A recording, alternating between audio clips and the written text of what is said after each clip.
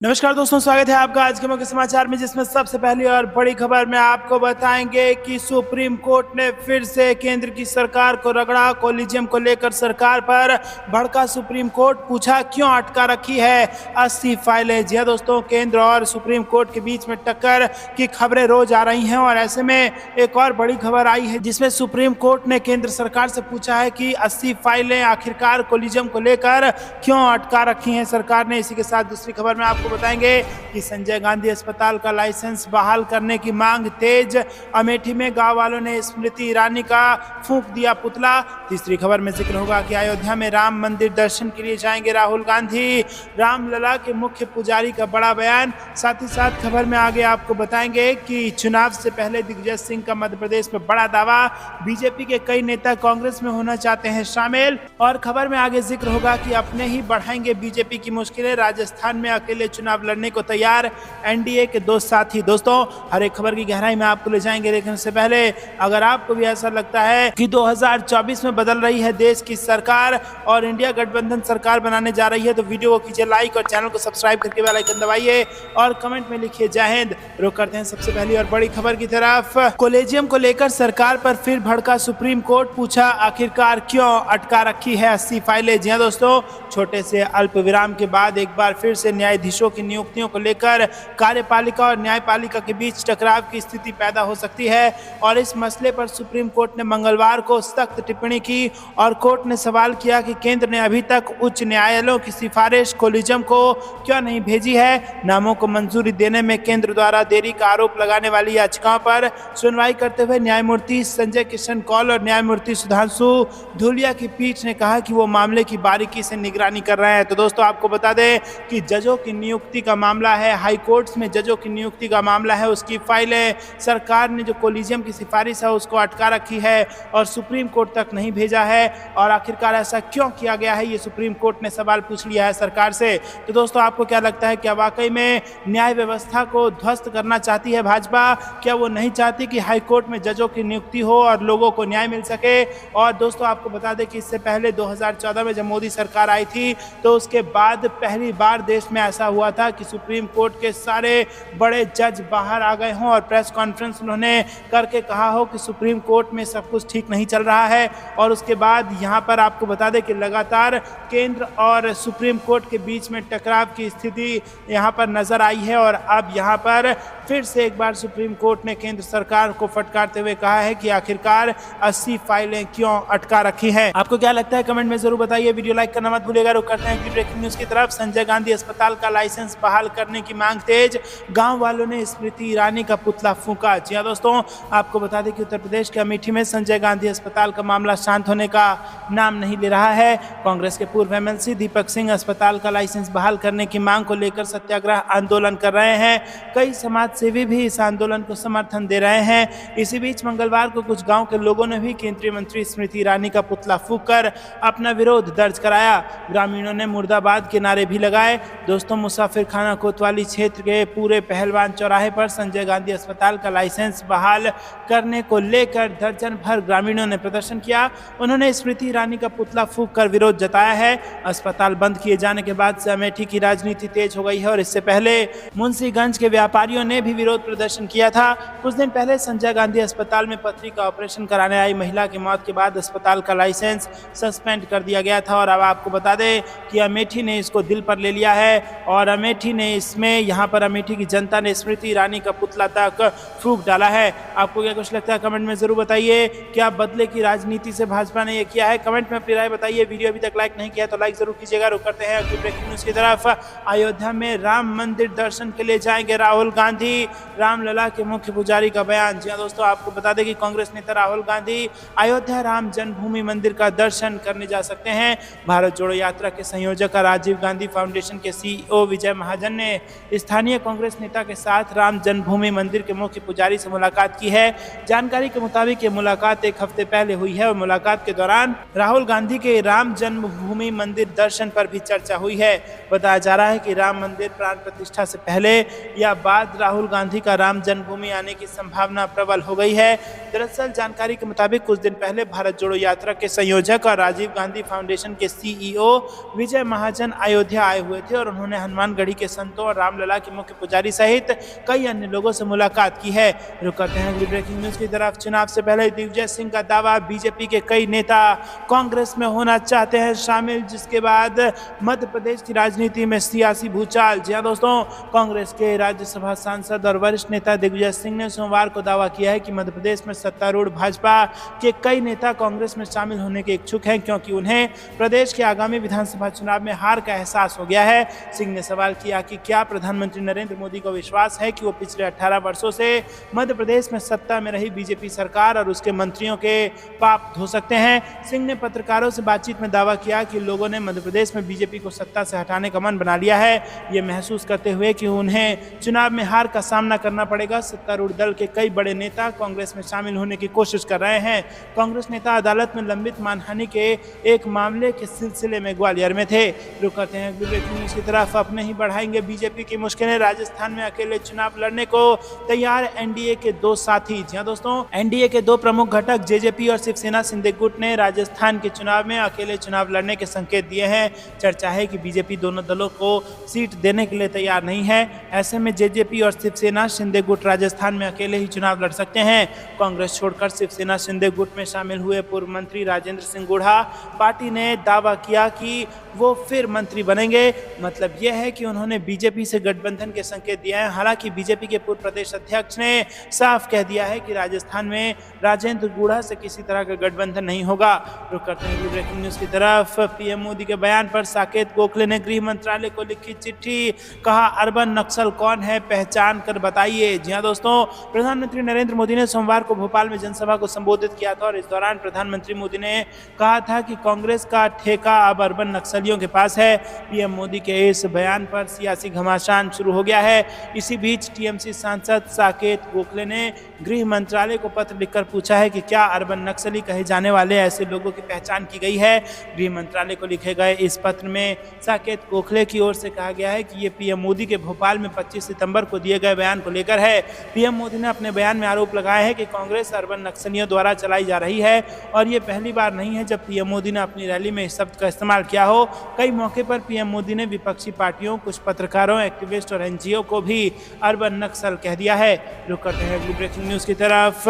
मध्य प्रदेश चुनाव से बड़ी खबर, शिवराज सरकार के खिलाफ लोगों में गुस्सा, पूरे सूबे को कर्जदार बना दिया, कांग्रेस विधायक जीतू पटवारी ने बोला हमला। जी हां दोस्तों, मध्य प्रदेश में विधानसभा चुनाव जैसे जैसे नजदीक आ रहा है, सत्ताधारी भाजपा और विपक्षी दल कांग्रेस के बीच जुबानी जंग तेज होती जा रही है और इसी जुबानी नूरा कुश्ती में कांग्रेस नेता जीतू पटवारी ने शिवराज सरकार पर जमकर हमला किया है और भाजपा सरकार को पूरी तरह से अक्षम बताया है। इतना ही नहीं, कांग्रेस विधायक जीतू पटवारी ने मुख्यमंत्री शिवराज सिंह चौहान पर तंज कसते हुए कहा है कि सीएम शिवराज ने पूरे प्रदेश को बेरोजगार, भ्रष्ट, कुपोषित और कर्जदार बना दिया है। इंदौर में बीते सोमवार शाम पहुंची कांग्रेस की जन आक्रोश यात्रा के दौरान समाचार एजेंसी से बात करते हुए जीतू पटवारी ने कहा कि हमने कल्पना नहीं की थी कि लोगों का राज्य सरकार के प्रति इतना आक्रोश है।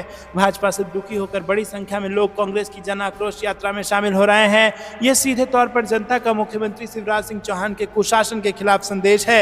उन्होंने राज्य को बेरोजगार, भ्रष्ट, कुपोषित और कर्जदार बना दिया है। उन्होंने कहा कि इस सरकार पर व्यापम से लेकर किसी पर पेशाब करने तक का ऐसा कलंक लगा है जिसे शिवराज सिंह धो नहीं पाएंगे।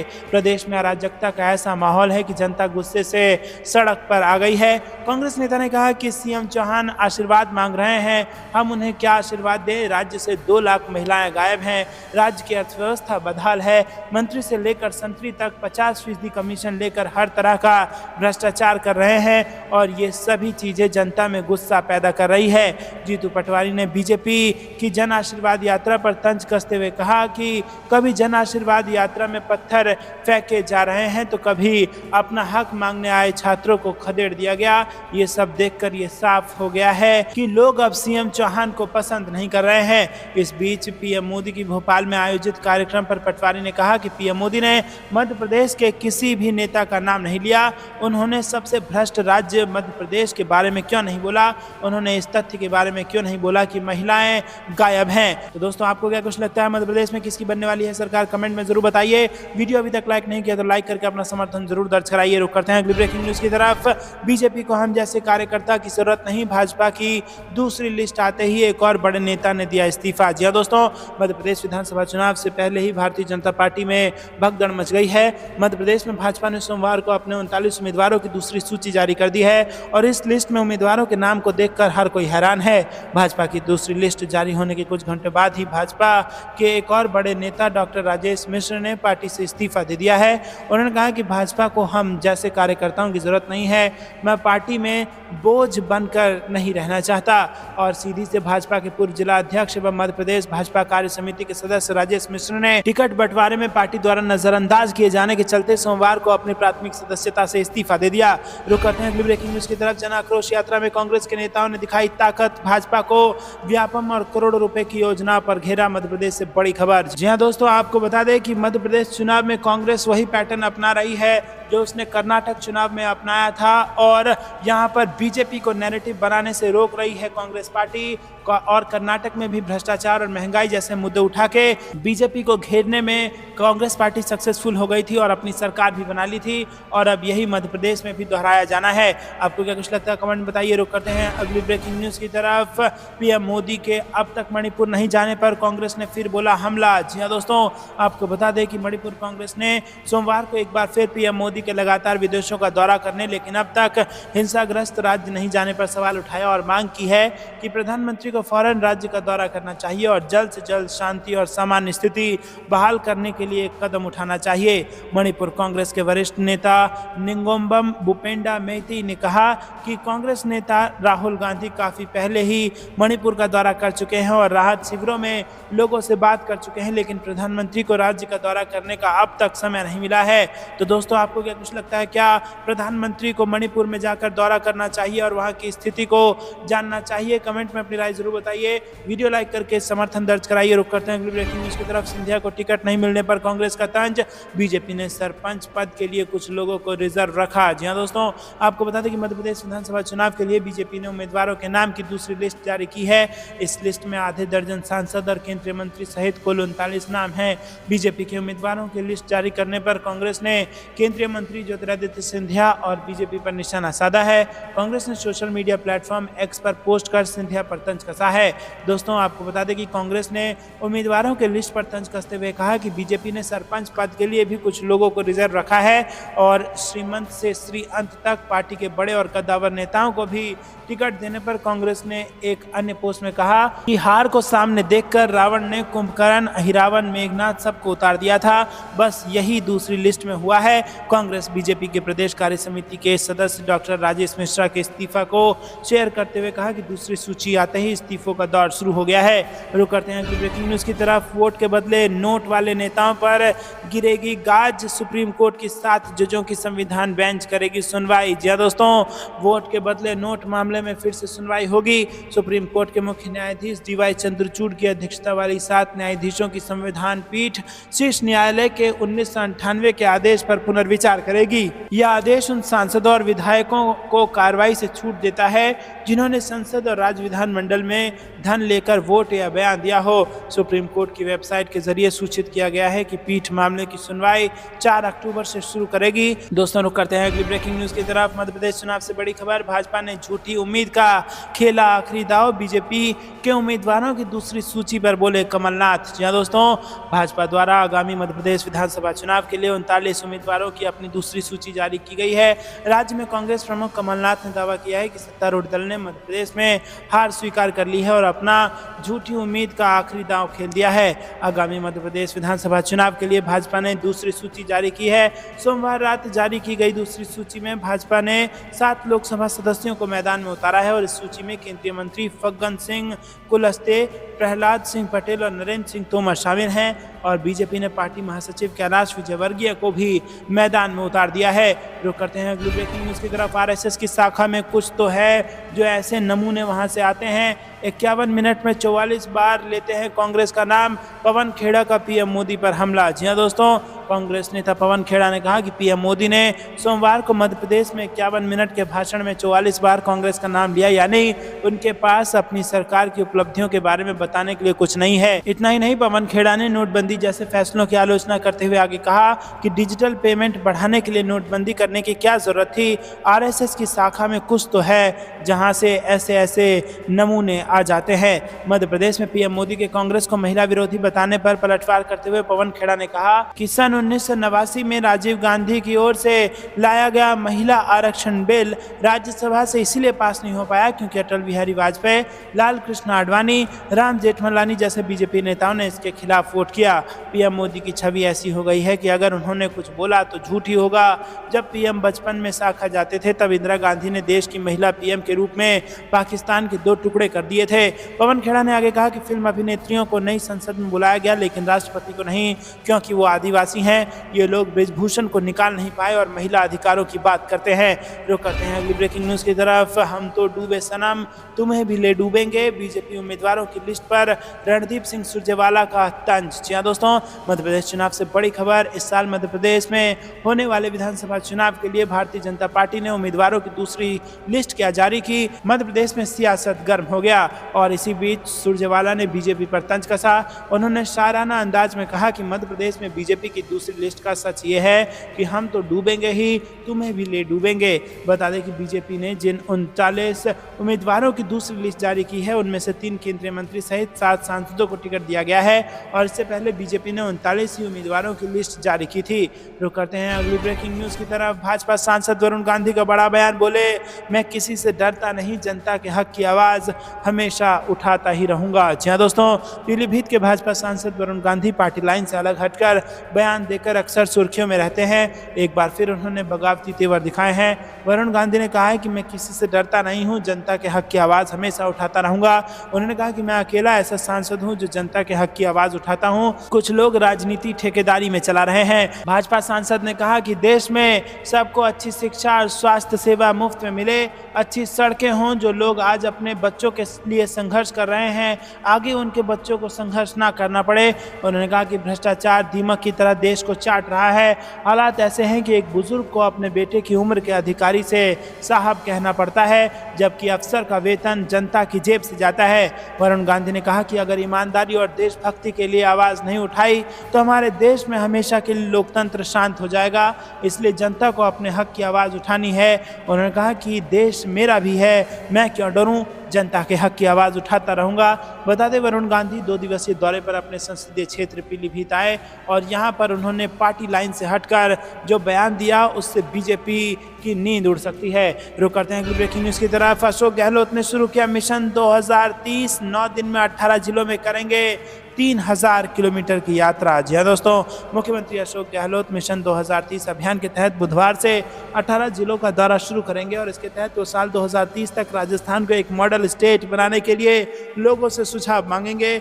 न्यूज एजेंसी के मुताबिक कांग्रेस सूत्रों ने मंगलवार को बताया कि गहलोत 9 दिनों तक जयपुर, सीकर, चूरू, नागौर, हनुमानगढ़, श्रीगंगानगर, बीकानेर, जैसलमेर, बाड़मेर, जोधपुर समेत कई सारे इलाकों का दौरा करेंगे। यह अभियान इस साल के आखिर में होने वाले राजस्थान विधानसभा चुनाव से पहले उठाया गया है।